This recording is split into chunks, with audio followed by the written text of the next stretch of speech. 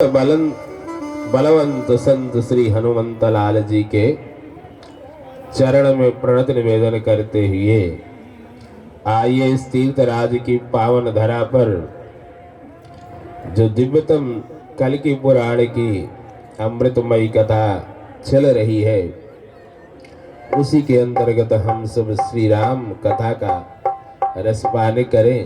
विगत वर्ष की बात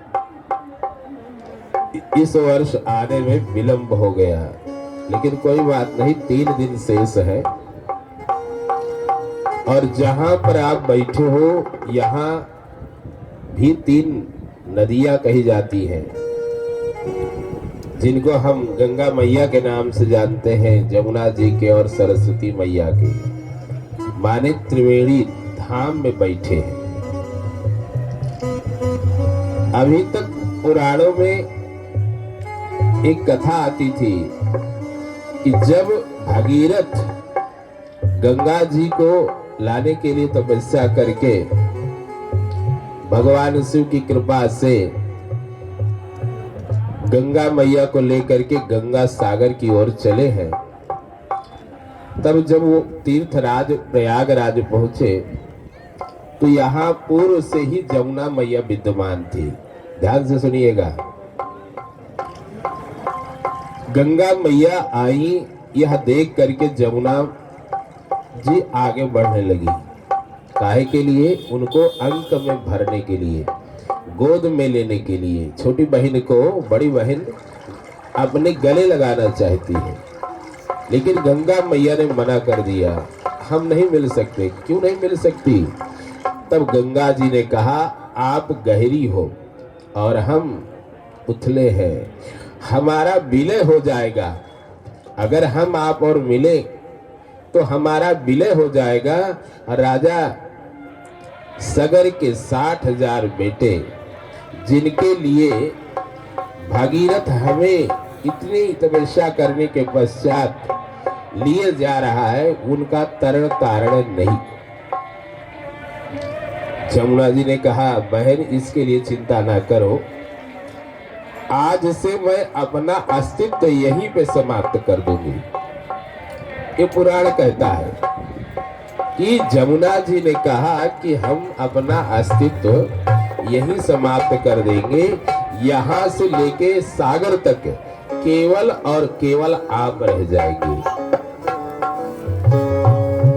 हम तो देख नहीं सकते, लेकिन आप लोग बताइए, इतने वर्षों से आ रहे हो, कहा जमुना जी सागर तक गई है?